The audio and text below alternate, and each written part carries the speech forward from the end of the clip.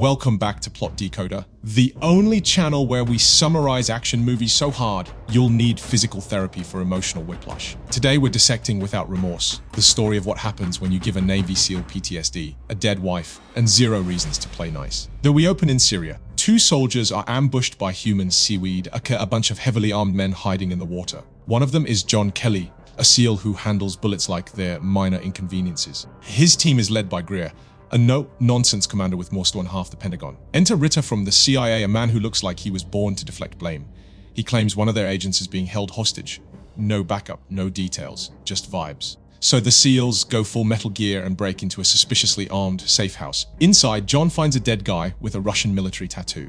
Now, I'm no international affairs expert, but rescuing a CIA agent from former Russian soldiers in the Guerrilla sounds like a recipe for congressional hearings. Then everything explodes, including, somehow, trust. They extract the hostage, John vents about being lied to, and the base goes kaboom.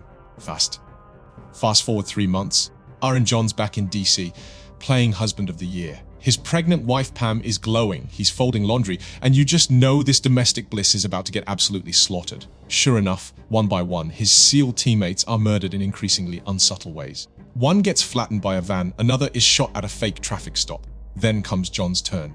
Late one night, masked goons cut the power and roll into his house like their door, dashing death. They use night vision and Swiss cheese the wrong bed. But John's not in it, because he's downstairs, alive, armed, and not in the mood. He kills one, gets shot, kills another, bleeds out, and still manages to be more lethal than the entire CIA. One intruder escapes. John's wife does not. John crawls to her body, soaked in grief and blood, and lets out the kind of scream that guarantees someone's going to die in the next hour of runtime. Cut to a CIA debrief where Ritter casually states that 3 attackers were found dead in John's house. No big deal. Just another day at the agency that can't tell a wedding from a weapons depot. After the CIA's little post, Massacre Therapy Circle, Greer corners Ritter and delivers the kind of heartfelt roast only someone drowning in grief can pull off. Meanwhile, John's lying in a hospital bed looking like roadkill. He's still stitched together like Frankenstein's monster, but he's laser-focused. No one knows who the surviving attacker, but John doesn't need facts. He just needs a name. One name. So he can make that guy's life hell. Cut to Secretary Clay, who shows up to Greer's office with all the subtlety of a political landmine. He starts with, "Hey, your uncle was a hero," which is always code for, "We're about to do something shady." Then he asks if John is mentally stable, which, considering the man just turned a home invasion into a body count, is a hilarious question. Greer then attends another high-level CIA gathering, a meeting where decisions go to die. Ritter smugly drops the bomb the attackers were Russian. Greer and the secretary are baffled, but baffled doesn't stop cover-up, so the suits shake hands and move on. Greer, having an actual soul, hands John the intel anyway. Passports, named a lovely gift basket of revenge. Now John returns to his home, turned horror film, where the ghosts of domestic bliss haunt the drywall. Instead of mourning, he goes full Liam Neeson prep mode. Weapons hidden in the floor. Found. Emergency stash of cash. Secured. Sanity. Declined. Then it's off to the Russian embassy. John rolls up drunk, or at least drunk adjacent, doing his best. "Hey bro, I lost my dignity in this bar. Have you seen it?" He spots the man he's looking for, confirms it's him, then executes the world's most illegal plan. He calls the cops to snitch on a threatening SUV. Nice little false report to warm up the night. Then he smashes his truck into the Russian's car, pours gasoline all over it like it's a bonfire at Betrayal camp, and sets it on fire. Oh, but wait, he climbs inside the burning car. This is John's idea, a polite conversation. He shoots the Russian in the leg for being uncooperative. When that doesn't work, chest shot, the Russian coughs up a name, because shockingly, bullets are very persuasive. John exits the flaming vehicle like a walking lawsuit and casually surrenders as the cops roll up. Meanwhile, back at the Pentagon, the secretary is watching the news like, well, that escalated.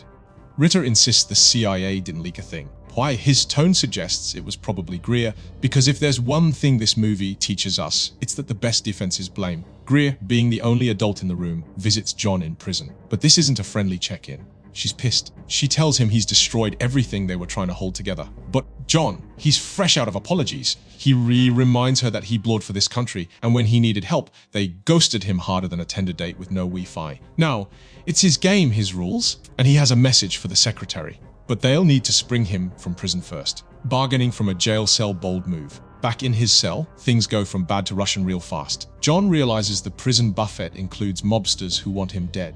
The guards start prepping for a routine check, which in spy terms means Stabby time, but John, ever the seal, doesn't wait. He floods the cell floor, arms himself with a broken sink like he's playing Skyrim, and dismantles the guards one by one. Then, just as it looks like level 2 of this prison beat, US Marshal casually strolls in and slides him a phone. On the line, Greer of course. She tells him to go with the Marshal if he wants to live. Or at least get out of Dodge. Next thing we know, the John's in a sketchy warehouse surrounded by everyone who's ever lied to him. The secretary, Ritter, Greer, and a new face, Sarah. They want to know what John knows. So he tells them the 4th attacker, Viktor Rakov, is alive. Sarah jumps in to say Rakov is officially dead. Which is government, speak for, he's definitely not dead, but it's inconvenient if he isn't. She admits he was one of the nastiest pieces of work they've ever faced. The room tenses up. They throw 10 faces on the screen like it's a villain-themed pop quiz. John nails every single one. The secretary wants Viktor eliminated, but doesn't want John going full Rambo. Greer's also unsure. But John turns on the full dead-eyed conviction and convinces them both. The secretary agrees.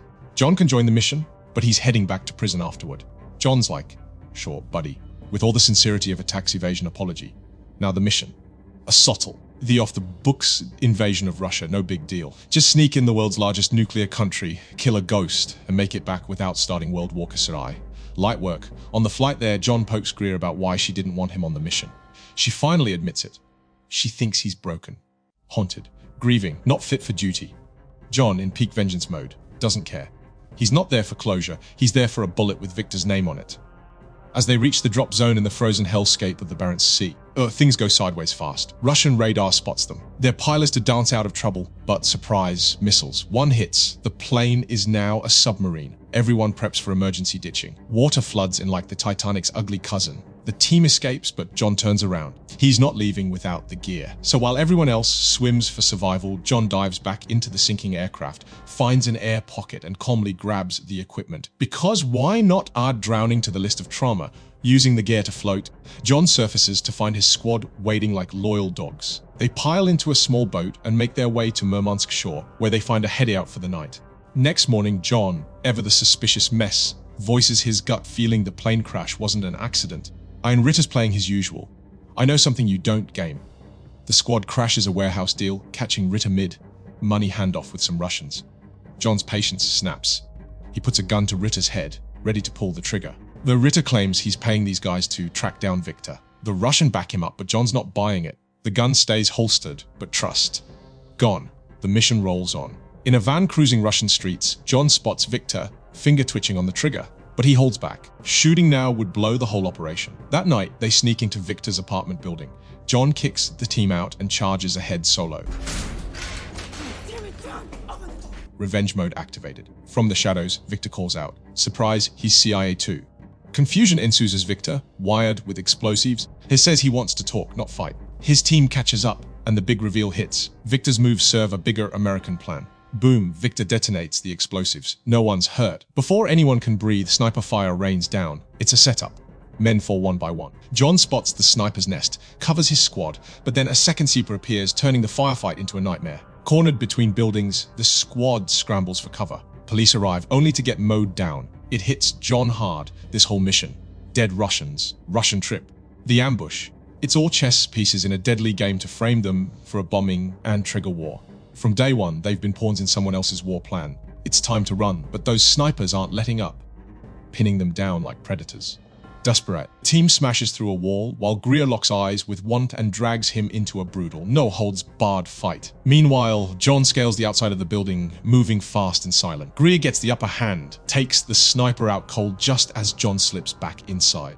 No time to waste, they warn the team move now. But the problem, cops are swarming in like an army. They help their wounded but lose one teammate right there. The cops start sweeping nearby buildings. John's got to think fast. His plan? Hit the rooftop. Create a distraction big enough to let the team vanish and stop this war before it even starts. John, the fugitive with nothing left to lose, races upstairs. On the roof, he blows up a police car, firing at cruisers, intentionally missing, just enough to bait their attention. It works. The squad slips away in the van. John gets shot in the back, but fights off his attackers. Cornered but not done. Shoulder bleeding, he jumps off the rooftop.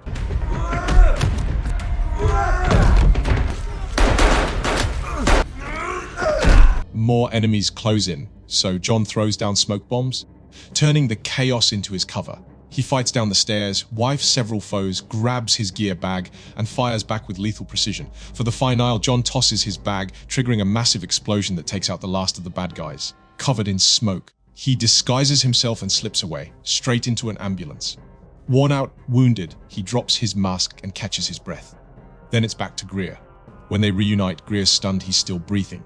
She helps him shed his gear, and they head for a waiting boat. Ritter's already there, tossing John a duffel bag full of cash on the way out. Ritter says the world thinks John Kelly is dead, and that's exactly how they want it.